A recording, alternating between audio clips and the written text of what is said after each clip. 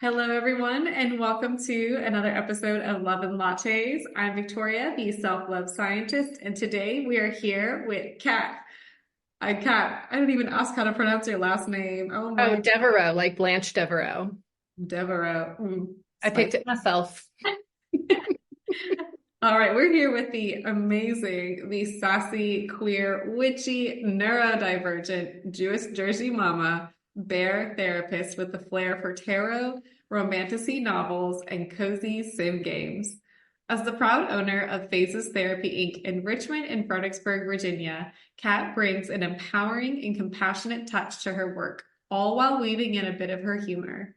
Kat specializes in trauma, PTSD, ADHD, gender and sexuality, alternative lifestyles like polyamory, BDSM kink, and more. When she's not unwinding in her hammock chair with the latest romantasy read or conking her cozy sim game world, Kat is dedicated to supporting her clients and community with genuine care, advocacy, and empowerment, all with a side of humor and sass. Kat's therapy practice is grounded in values of authenticity, transparency, social justice, empowerment, and feminism. A former high school French teacher turned mental health professional, Kat is also a mama of two kids, two dogs, and a seasoned world traveler. Kat's mission as a healer is to help others lead their most positive, productive, and powerful lives as it means to them, with a love for people and the world in its own vibrant diversity, as well as feminism and social justice that accompanies that. Kat seamlessly balances compassion and sass, all that she does. Boom! Welcome, Kat. Yeah, I'm excited to be here. Thank you. So, what really inspired you to become this therapist, especially with with a focus in trauma, PTSD, gender, and sexual equality? I feel like we're getting right to my childhood with this first question. We're going to go deep. Ever since I was a little girl, I wanted to be a therapist, but had really abusive parents. Dad's a narcissist. Mom has her own trauma, a lot of enabling. And so I have personally have CPTSD from narcissistic abuse and that family dynamic. And I remember telling my mom once that I wanted to be a therapist. And this was way before I got diagnosed with ADHD, because I think I was like 20 when I got diagnosed with that. And even later with the PTSD. And she was like, "Are you sure, honey? You know how hard school is for you. It'd be better if you just became a teacher and stayed home in the summer with your kids." Like that was my mom's response. And so a lot of therapy, a lot of self-work, a lot of, I've had a really wild career path, like having been a high school French teacher for a decade, and middle school. And I've done a lot of different things in mental health, but I kind of reached this breaking point with my parents and realizing that I had been abused and that I had PTSD, and needing to go no contact with them really helped me like look at who I was and what I wanted to do. And I've always been a healer. Like that's deep down in my core who I am, and always wanted to be a therapist and help people. And that's what I loved about teaching. I love the French culture and the language, but I did not geek out over verbs and grammar like the other French teachers did. I mean, don't get me wrong, I love a good conjugation, but like it wasn't my eat, sleep, live, breathe thing. But I really loved how I could see my kids grow and blossom because I teach them for multiple years. And that's what I really loved about teaching. And so I went back for a second master's degree in mental health counseling. I have another in educational psychology on top of, my French ed degree. And yeah, I just went full force into the mental health field. And during that 7-year process between grad school and residency, which I also had a baby at one point, got divorced, sold a house, there's a lot going on in that life period.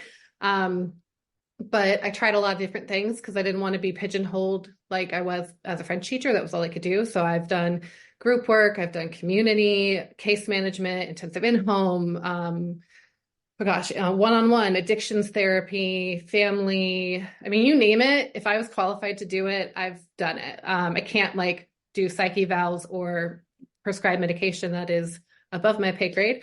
But the rest of it I did. And, one thing that was really consistent for me in that career development, along with my own personal healing, was that trauma piece. And I remember I cried when I first got diagnosed with CPTSD, and it was years after I had kind of cut things off with my parents, and how validating that felt to be like, oh, this wasn't my fault. These things aren't what's wrong with me. And it put everything into this whole new perspective. And like, I've always had this thing in me where it was like, maybe it's my resiliency, I don't know, but where it's like, if I could help make things easier for people, they won't have to go through the horrible shit that I've had to go through. And if I can support them and be a safe space and be loving and, you know, have my boundaries, of course, but help people, that's always felt really rewarding and like has always drawn me. And so that has kind of led me to kind of opening my own practice. Also, I got tired of working for other people for a while. Like, I don't do politics. I'm being neurodivergent and a Jew from Jersey, very blunt.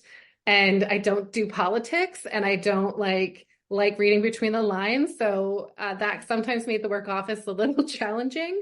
And I've had some really great office mental health experiences and some really awful ones where we had to file with the EEOC.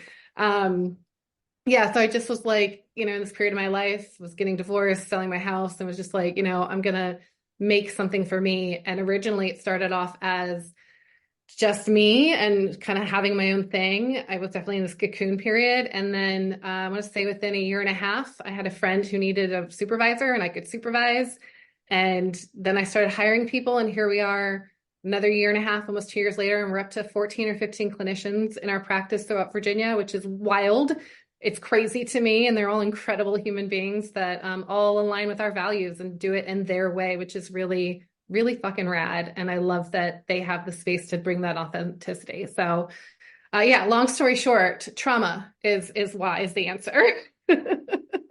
Yeah, I feel like that's becoming a very, I wouldn't say it's a hot topic, and I use air quotes, but I do believe people are starting to recognize that they'll get to a certain point in their life and they're like, what, like, why is this happening? And it has something to do that happened many years ago, whether it's through their childhood or as an adolescent stage.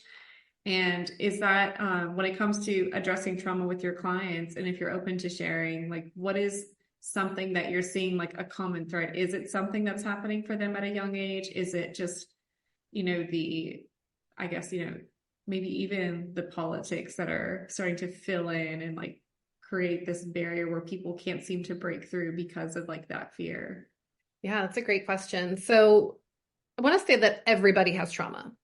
And trauma is defined as any real or perceived threat of life and death or threat to self, like your identity, your basic human decency. So it's not a cut and dry thing. And it's really individual. You can have two people who are in a car accident, and one could walk away fine and not really have any PTSD trauma symptoms, and the other could be severely traumatized. There's a lot of factors that go into that. And I think it's hard when you're dealing with like mental and emotional abuse, like I dealt with growing up, that like on the surface, and that was one of the struggles when I first started speaking out about narcissistic abuse and trauma, was that people didn't believe me because they're like, oh, it's just your family, or oh, that, you know, on the surface it looked normal, but they didn't understand that a lot of little T trauma can snowball into big T trauma. And that can snowball into PTSD symptoms. Now, that being said, just because everybody has trauma does not mean everybody has PTSD. You know, when we diagnose, it means that you have clinically significant symptoms that are impacting negatively multiple domains of your life. And we have to rule out, like, is this because of drugs or alcohol? Is this for a medical reason? Is this cultural, or, you know, due to religion? Or is it, you know, is there another diagnosis that better fits that? And we have to go through all those gates and before we can actually give someone a diagnosis. So I want to be really clear that while everybody has trauma, not everybody qualifies for a PTSD diagnosis. I think some people get a little confused with that. But yeah, with clients, I do see a lot. So I work with a lot of queer folks and neurodivergent folks. I think I only have maybe one or two cis het white male clients that come to see me, which is always really interesting because this is not who we normally kind of advertise to, but we're happy to have them. We're all about, you know, accessibility and all of that. So a lot of my clients, especially being queer, especially being neurodivergent, do deal with a lot of trauma when you don't fit into the, you know, the quote unquote norm, the cis het Christian monogamous middle class white, anything, and male, anything outside of that has varying degrees of trauma. of like not okayness. And I use that ironically. Sorry, my dogs apparently want to join. They just opened the door. But you know, that's when we get a lot of trauma and a lot of aggressions and microaggressions. And you know, it's interesting being a Jewish woman. People in Virginia have argued with me that this is not an ethnicity, for example. And I'm like, hello, World War II, where my people were literally killed for not being white. And they look at me like, what? And I'm like, yeah, I'm a person of color. We're from Israel. I know I look white. I'm not. I maybe have like 20%. So I don't, you know, particularly claim my identity often, but you know, sometimes. And there's nothing wrong with that. It's just my Jewish identity is really important to me. But I have people who argue with that, and they'll look at me and think that I'm the cis het straight queer, or excuse me, not queer, but like white Christian woman, and I'm cis. That's about it in that list, and they treat me differently than when they find out that I'm, you know, queer or that I'm Jewish or you know any of these other things. And so, like the quote unquote further you get away from that patriarchal norm, the more at risk you are for trauma and for those aggressions and microaggressions in our patriarchal society. On top of that, you add being neurodivergent, and our world is made for neurotypical people. And these are just the ways our brains are wired. And, you know, like school is not meant for ADHD neurodivergent folks, which includes neurodivergency, includes autism, PTSD, ADHD, and more. You know, we are not meant to sit for 8 hours in the classroom. My fidgety ass cannot do that. I'm sure I'm going to be moving a million times during this. You know, like, but, and then we get punished for that. I can't tell you how many times my son, who's 11 with ADHD, has been punished at school for his ADHD behaviors because he's, you know, impulsive, or he's not sitting quietly, or he's shouting out an answer. These are literally diagnostic criteria. But he's punished for that. And he's punished in front of classmates. What do you think that's going to do to somebody over a period of time? That sends the message that they are not right. They're not okay. They're not doing what they're supposed to, that they're bad. I mean, you add to the list, like, you know, it's there. And it is different for AFAB folks than AMAB. But, you know, all that to say, like, I feel like a lot of my clients come in having dealt with the stigma that comes with being queer, the stigma that comes with being polyamorous or neurodivergent. I have a lot of AFAB women, socialized folk who have been drinking the patriarchal Kool-Aid their whole lives because they didn't know there were other drinks. They didn't know they had other choices. And we do a lot of unpacking of what the patriarchy has told them is their role versus what they actually want. And there's trauma in that. Now, again, that doesn't mean they have PTSD because of it. Some do. But, you know, I think any time that we aren't seen and valued authentically for who we are, that creates space for trauma. And that when systematically like marginalized and degraded and devalued over time, what do you think that's going to do to somebody's mental health? You know? That was a powerful answer. And thank you for sharing that. Like, you're right on the money. And I'm definitely behind everything that you're practicing. And I would have to add on, like, I do find that it's very important for people to recognize like how like unique every individual is. And when you mentioned the trauma, it took me a while to recognize that, yeah, it doesn't matter like whether it's something as small. For an example, like for the clients I see, they were told no, or like when they were really young, they had their hands down their pants to explore. Their parents smacked their hand, was like, don't do that. Like you can't do that. And even though it seemed small at the time, as they grew older, they looked at their sexuality or even the idea of, you know, their bodies as, you know, shameful, and it has to be hidden. And so it developed into bad posture. It turned into poor relationships.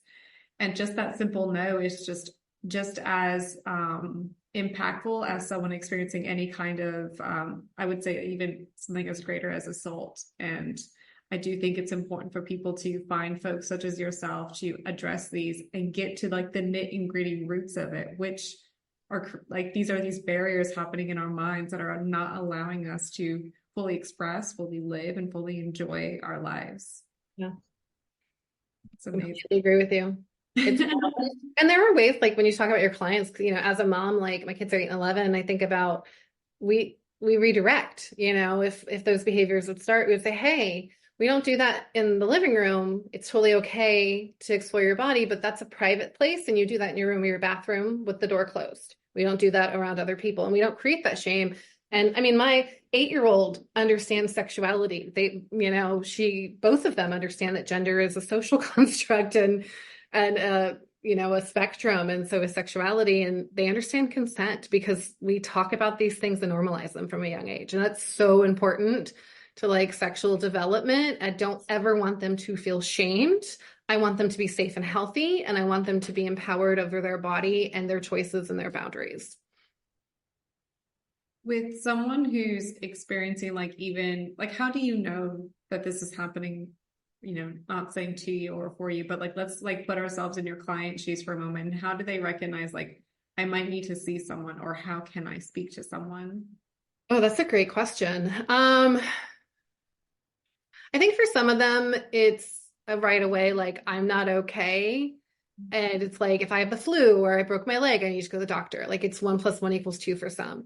I think for others on the other end of that spectrum, it's much harder where maybe they secretly want to, but there maybe is a stigma. There are many, different cultures that don't value mental health. And, because of whatever the culture, like they want them to keep it in the family, or they just don't talk about it at all, or like, men don't go to therapy, like whatever that message is. So I think for some of them, it's harder to get to that spot. There's shame involved. There's guilt. I think sometimes it's a friend or family member being like, yo, babe, I love you. Go the fuck to therapy. Like you're not okay. We love those friends. It's such an individual journey. And part of it too is like therapy is hard work. And I have had clients who come in and sit on my couch and say 3 words to me and expect to be cured. And I'm like, I know I'm a magical motherfucker, but I'm not that magical. Like, I wish I would be so rich if that could happen. I always tell my clients they can tell me to fuck off. I usually laugh. It's a compliment. And I did have a client say fuck you once when I told him he had to have more than 3 types of feelings. And then we laughed. It was great. But you have to be able to work. And a lot of therapists, myself included, have a rule where we don't work harder than our clients do. And the reason for that is because it's not our life. It's our client's life. So, I can go in and tell them, hey, do this. And they'd be like, okay. But if I help them figure it out, that's much more impactful. That's much more authentic. It's more their own. A really great analogy I got in grad school was, I could go into a dark room with a client and turn the light on, or like not turn the light on, but like light a match or light the flashlight, and I could illuminate something for them, right? And then as soon as that match goes out or I leave the room with the flashlight, it's dark again. But if I grope around the walls with the client and support them and like help guide them for them to turn the light switch on, that room is still going to be illuminated when I leave. And that's our goal. And so we always want to applaud anyone who decides that they need therapy, because whatever the journey is, that's a hard place to come and make that decision and feel safe, because it's a really vulnerable thing. And we have it in our paperwork that this is hard work and you are going to feel unpleasant things. And it sometimes gets worse before it gets better, but that's normal and that's okay. And you have to do the work. Therapy is what you get out of it. So if I have clients who don't want to dig deep, well, therapy is not going to be as profound for them as it could be if they dig deep. Now, I have tools. I have my SaaS where I could be like, hey, you said you wanted to come in and talk about your sexuality, but you keep talking about like your dog. Like, I love talking about dogs. We can keep talking about dogs, but I just want to check in why we're not talking about that sexuality piece. Like, what can I do to help you feel more comfortable about that? And I've had that come to Jesus talk with clients before. And I've pissed them off, and I was like, look, you can be mad. That's okay. I can hold that. But like, if you want to get better, you have to do the work, and I'm here to help you do the work, but I can't, like, I'm the Sherpa, right? I always mix my metaphors, but I can guide you up the mountain, but I can't make you climb that mountain, so it has to be people who are willing to do the work. And it doesn't mean we dive in, right? I always joke with clients. I was like, look, we are not diving into the deep end and you've never had a swimming lesson. We are going to put on a life vest and the goggles and the snorkel and the arm floaties. And we're going to have a bunch of hot lifeguards, and we're going to have a bunch of puppy dog lifeguards because they're so cute in their little hats and whistles. And we're going to do all this. I'm going to stand right next to you, and I'm trained and certified, and we're just going to put our toes in. That's it. We're just going to put the toes in. We're going to have all of this to put the toes in. And we go as fast or as slow as you want to go, but we have to go. And that's where we come in. So we can't do the work just going up and saying, come and look at my pretty face and talk to me about your day. Sure, lovely, delightful. I still get paid. Love that. We want to pay our bills. But we're not healing, we're not growing. And so, we always want to help our clients, give them opportunity to work. But at the end of the day, what's that expression? You can lead a horse to water, So yeah, so people, how they get there, I'm not sure. And, I feel like most of the clients that come to us really do want to work. Some need a little bit of an encouraging shove with lots of love. Occasionally we get some who are just not. And usually those people have been told by somebody else to come or mandated by court to come, like they don't actually want to be there.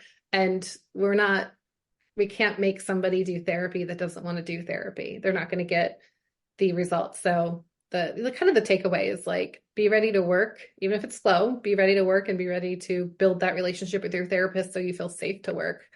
And find someone who you feel safe with and who you feel like might vibe with you, because that's really important too. I'm a great therapist, but I am not a great therapist for everybody. What is that? I'm not everyone's cup of tea. That's fine because I'm champagne. So. I like you said that though. I think it's important for people to recognize, like in any stage, in any form, any introduction to therapy or like sitting or creating support with someone, like you need to be prepared to learn more about yourself than you have ever learned before. And sometimes that looks like hearing the things you didn't want to hear or we experience like sessions. It's definitely a lot of talking, but it's more like these guiding questions, and they might not like the questions. It's like, whoa.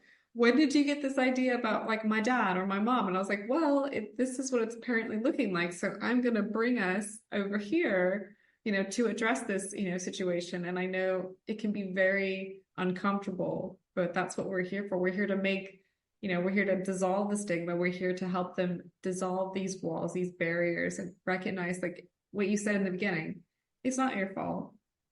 This wasn't, this has nothing to do with like defining who you are now. However, we're here to make sure you don't stay in this place, in this identity, or in this, fight or fight experience. And I do think I have worked with folks who love working with me because of like what I bring to the table, or just the idea, like the presence, the safety, which is really big for me. It's like creating that sense of safety and willingness to be vulnerable, which I think can be difficult and intimidating in a therapy sense.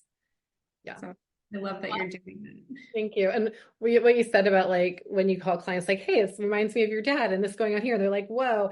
This is where my humor comes in. I'm like, yeah, sorry, babe. I woke up and chose violence today. And my clients give me this look and I'm like, oh, you love it. And they're like, yeah, but like, ugh. They have this like banter. So I give them up front. I'm like, if you see the head cocks, like something is coming out of my mouth, you have been forewarned. I will reflect back to you and process it. And you can tell me to fuck off. If I get a damn it, Kat, that's a gold star. Like I live for that. It's so great. It's a lot of fun, but that's why I think like humor. I mean, I'm Jewish. We gotta laugh at trauma. We have so much trauma in our DNA. We just have to laugh at it. And so I use that humor a lot to help create that sense of safety and also like help people feel more vulnerable and less like they have to be armed or protective because they are safe with me. And it is my job as a therapist to show them that I am safe, to earn that trust. It's not just a given.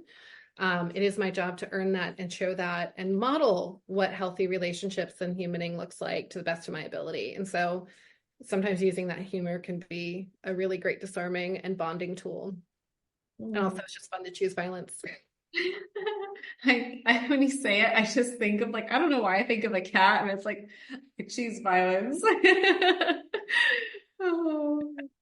So when you were speaking earlier about, aside from creating this like safe space for the clients to really discover and learn more and get really like into the weeds of like what's really going on or like finding out the root cause, what would you say is a healthy relationship look like? What does that mean to have one? Like a healthy relationship in general or a healthy relationship with your therapist? I feel like you kind of addressed the therapist part, so let's go about the other one. Okay. So I think I have a very alternative view on relationships, having worked with a lot with the ethical non-monogamy community and kink communities and all of that.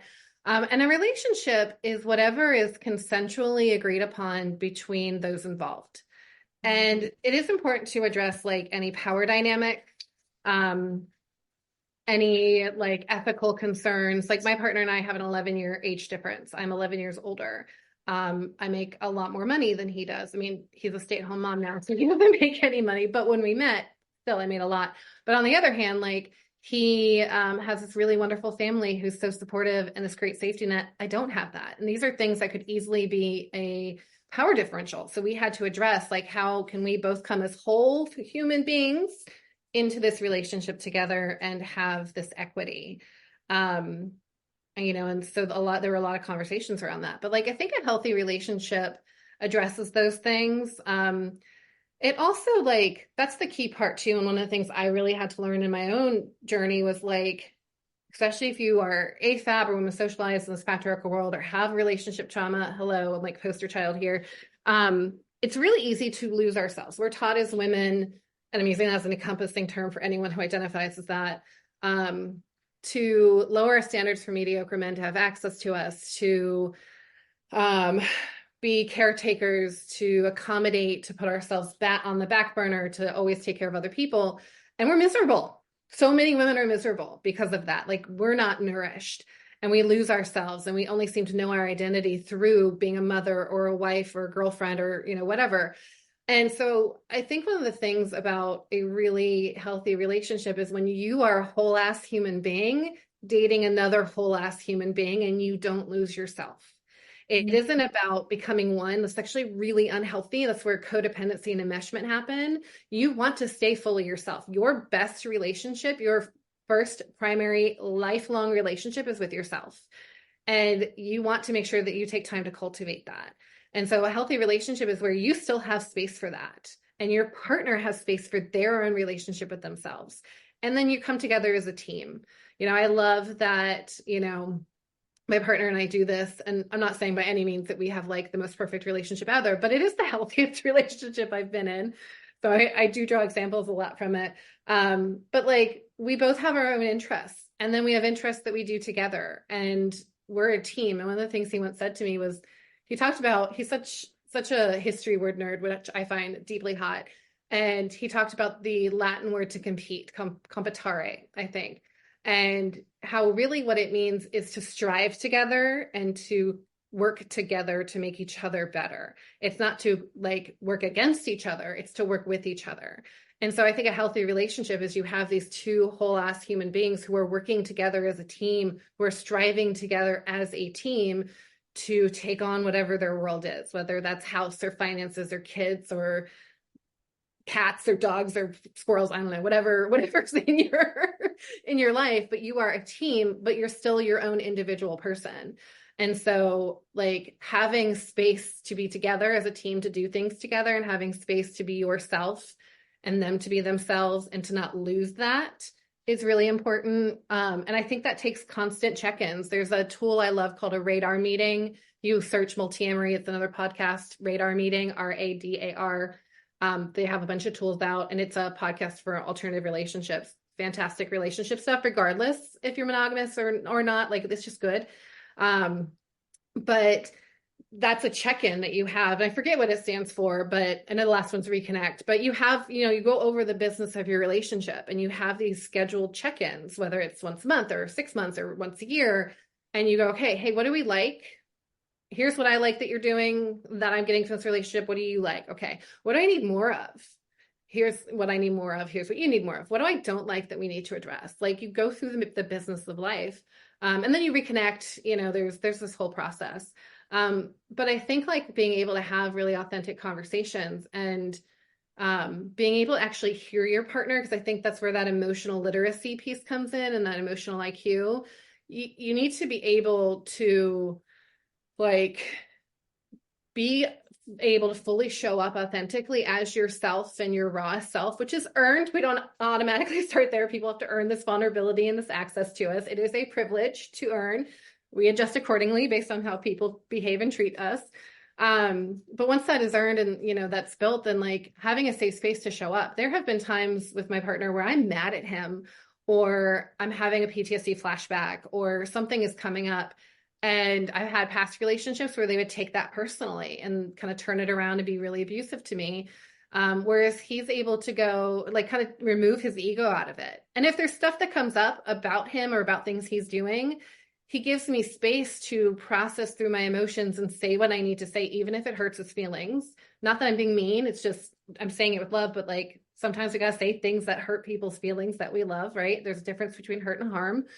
And then we'll come back to it later where I'm back at baseline and I like, I feel seen and heard, and he can then come back and say, hey, can we just circle back to this? I want to make sure that we address this problem. You said, this was upsetting you and it's this thing that I'm doing. Can we talk about how I can fix that? Or, hey, that made me feel this kind of way. Can we talk about how to address that? Very future focused. It's taking personal responsibility. It's having boundaries while also, being compassionate for your partner, and being able to work and bend with them. You shouldn't be keeping score. It should be kind of this like seesaw that, always comes back to equilibrium. But again, I think that all comes down to being a whole ass person, dating another whole ass person who can fucking communicate. That's the equation, and who has good emotional literacy. Like, because if you haven't healed your shit somewhat, and you don't have to be like fully healed to be in a happy relationship. I don't like that. But like, if you are not addressing your relationship patterns and trying to heal them, or your partner hasn't, you're just going to be stuck in a loop. And that's either going to continue and nothing's going to change, or one of you is going to grow and the other doesn't, or you both work on it and grow. So I think that's where that emotional literacy piece comes in. But first, you got to be a whole ass human being. Don't let anybody take that away from you. And if you've been enjoying this conversation, just take away the fact that you are a whole ass human being. I love that. And I'm really glad like you got into it. And I can definitely tell like the way I look at it is like there's always going to be work. And I've learned in exploring my own personal relationships or professional relationships, like we're all carrying our own baggage. It's just the way that you need to address or like say, hey, like this is a part of my history. This is what I have going on. And I think it is important to not only like communicate, but establish that line of safety. Like, hey, this is who I am. And I refuse to change or even consider like, I don't want to say manipulate, it's not a good word, but like kind of like modifying myself to fit. Your hard limits are versus like what your soft limits are. This is a non-negotiable. And I think this is where therapy can be really helpful, especially for AFAB folks and women, is like, we are so conditioned to be like, oh, here's my boundary. Oh, okay, no, that's fine to have you. I'm going to give up all of this. Instead of going, I'm up here, can you meet me? Because most of the time men in general will go, oh, that's too hard. I need you to come down here. And we're conditioned to go, okay, we'll come down. No, we need to change that narrative to like step up or step off. Like the way that I would explain it is I am top shelf liquor. Yeah. And I'd rather be the only bottle on that shelf all the way at the top than be on bottom shelf muddled with the cheap shit. Mm-hmm. Just to have company, just to no, thank you. Because at least if I'm by myself, because I have nourished and loved this relationship with myself, then I know I'm getting the good shit, right? Like I know that my needs are being met consistently and I'm taking care of me. Now, can I meet all of my needs? No, we do need other people, but like, I rather wait for other top shelf people.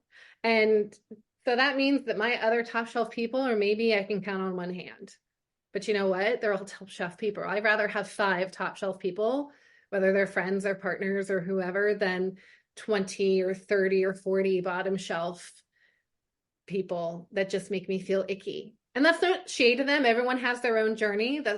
It's like gluten all of a sudden. It hates my body. I turned 40 and the warranty wore off and now I can't eat gluten. I'm still mad about it.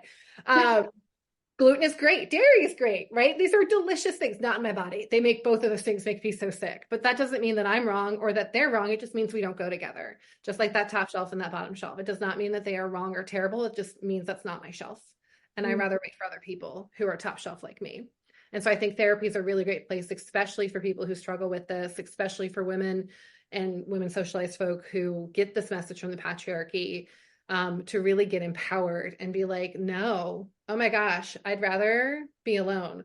One of my friends is kind of in this renaissance herself, and I've been the best influence on her because like she'll tell me her dating stories. I'm like, next, red flag. And she's like, oh no, I'm like, we're not making excuses.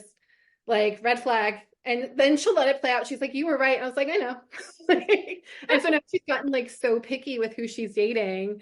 And we'll talk about these red flags and green flags and yellow flags and all of this. And I'm never like, no, to do this, but I'm like, hey, this would be a red flag for me. I'd walk away. And here's why. And she's like, oh. And I'm like, right. But also part of that therapy process is then looking at your cycles. Are you trauma reenacting? You know, I've been married twice, divorced twice, definitely was trauma reenacting, being, you know, from the narcissistic love I got from my dad. I've had to break that cycle. You know, I had to look at my own patterns, my own defense mechanisms, the things that I did, the dances, so to speak, that I would look for in relationships.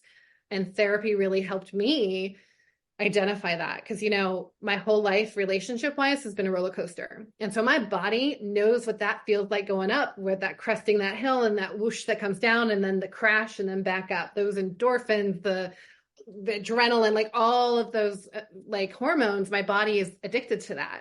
And then when I met my current partner, and he's like an Amtrak train, which like in comparison is really fucking boring, right? Like you're like, where's the lead up? Like, what do you mean I can get up and take a potty break? What do you mean there's snacks here? Like, this is so slow. But let me tell you, the slow, long burn, the safe, boring Amtrak is the most fulfilling relationship I've ever had in my life, and the safest that I have ever felt.